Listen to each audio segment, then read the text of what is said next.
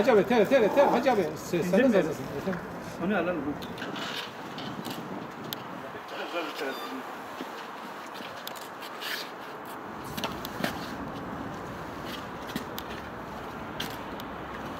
Aslında sen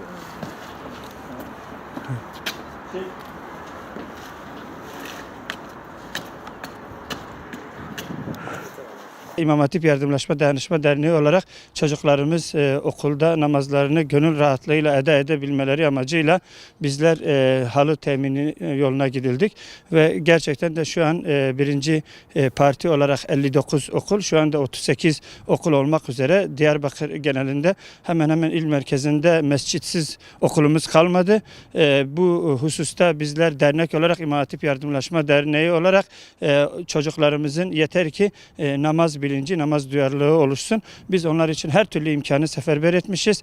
Şu an hiçbir okulumuzda mescitsiz bir yer kalmamıştır.